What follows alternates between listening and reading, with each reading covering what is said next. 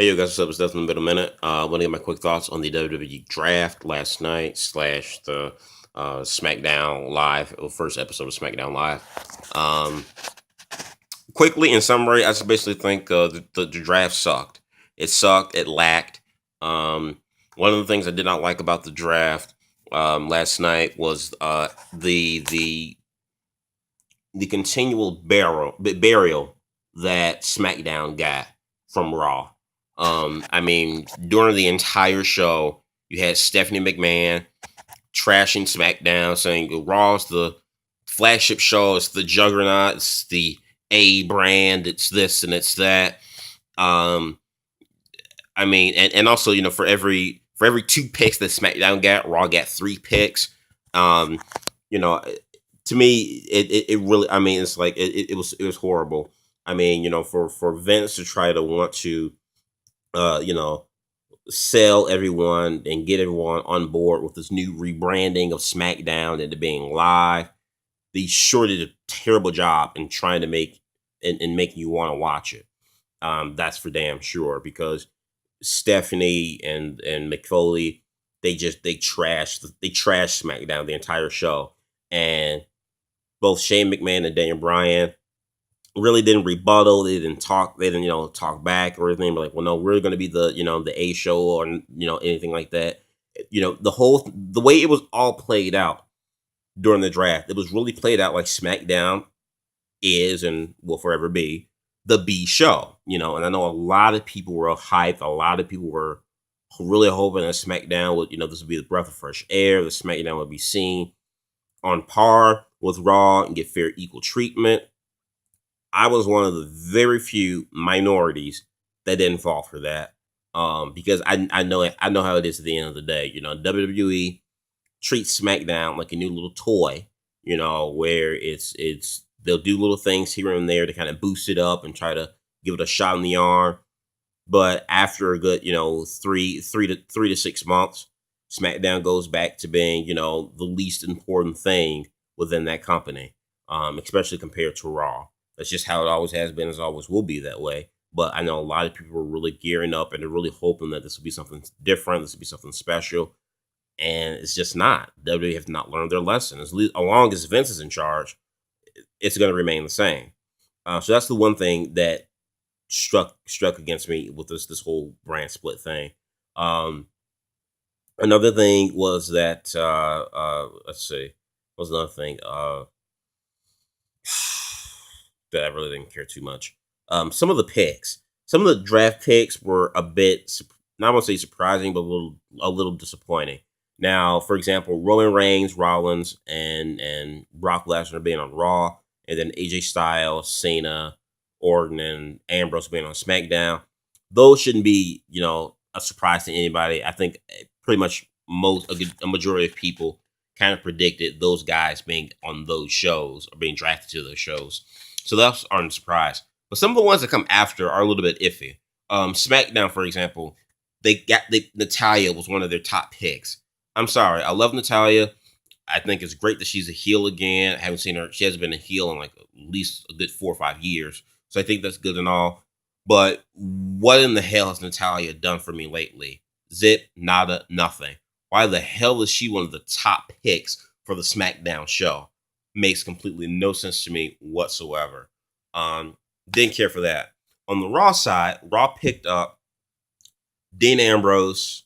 I'm sorry, not Dean Ambrose. I'm sorry. Cesaro, Chris Jericho, Sami Zayn, and Kevin Owens. All four of these guys. Now, granted, it's good picks, I guess. But here's why I'm not too happy that all four of those guys are on those same shows. I don't know about you guys, but if anyone who's been watching WWE products, the product consistently, if you're a WWE fan or a hardcore wrestling fan, whatever, what have you, you will know that those four same guys have been wrestling each other for over the last several months, whether it's in singles competition, tag team, triple threat, don't matter. These four same guys have been duking it out on Raw, SmackDown, multiple pay-per-views before this entire draft.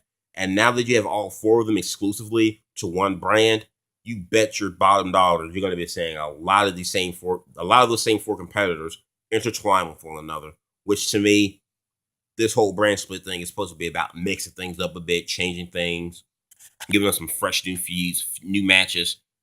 Ain't gonna happen when you draft those four guys to the same show. Ain't gonna happen. And within those four guys, you have Sami Zayn and Kevin Owens, who I respect if they really wanted these guys to be on separate brands. Why? Because knowing WWE, they are going to run that feud into the ground where you're going to get sick of it and you're not going to want to see it anymore. Um, you know, Owens and Sami Zayn, they have good chemistry. These guys always tear the house down, whether it's in Pro Wrestling Guerrilla, Ring of Honor, from what they've done so far in WWE. But because they're in WWE, WWE has a habit, a bad habit of taking something that's good and running it to the fucking ground, milking it to the milk runs dry. Um, AKA John Cena versus Orton, AKA Seth Rollins versus Dean Ambrose. That one year where they had a feud for like an entire year and they were wrestling everywhere on every show. And it was just like, I'm done with this now. That's what it's going to be like for Kevin Owens and Sami Zayn. These guys already have had, they've only had, I think, like maybe one or two matches together, and they're about to have another one here at Battleground. You bet your bottom dollar they're going to fight again within sometime again within this year, with the remaining of 2016 or going into 2014. So that's another thing I did not like, and especially to Cesaro. Cesaro was one of those guys I kind of hoped that would have been one of the guys on the SmackDown brand and kind of build him up to be up there. Now, granted, SmackDown has some main event talents. The Ambrose Styles, Cena, or those are your mainstay guys, and maybe Bray Wyatt if they decide to build him up properly. Those are kind of going to be like your main event guys right there for that show. But in terms of the undercard for the SmackDown brand, it ain't there. SmackDown's undercard is not that strong compared to Raw. And I get it, Raw's 3 hours, but I mean, goddamn, they cherry pick. They cherry pick just about most of the good talent, undercard talent, to put on Raw. And on top of that, Raw already has, they picked up Neville, and they're about to have a cruiserweight division that they're bringing back that's going to be exclusive to that show. So it's like, once again, SmackDown is left with the short end of the stick. Now, maybe SmackDown, they want to make it to be the show where, you build up that next crop of stars, like the Apollo Cruzes, the Becky Lynches, and the Baron Corbins. Maybe they want to do that, but even still, for them to do that, you can bet Raw's going to cherry pick those guys once they get some momentum and once they get up to that next level. Raw's going to cherry pick them and put them on that show, like they've always done when it comes to these drafts. So my expectations going into this was very, very low. I really didn't expect much anything, and my expectations were met exactly. Were met. My expectations were met, because they were set low anyway going into this, and a lot of people really wanted this draft to be the shot in the arm that SmackDown needed. I know a lot of people were geared for this draft and the brand split coming back, even though to me I think it was kind of stupid because it's only been 4 years removed. A lot of people made it seem like as if we haven't had the brand split in over 15 years. It's only been 4 years removed since we had the last brand split. Not that big of a deal, but whatever.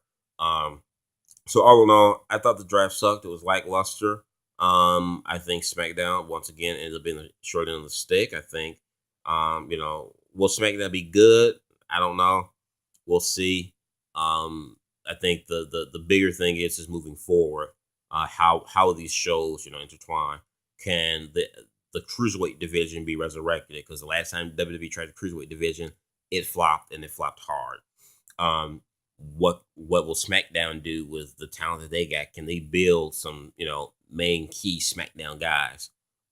So we won't know all that the next maybe 3 to 5 months. It's going to take some time for this brand split thing to really kick in and get going, and we kind of see where they're going with both shows.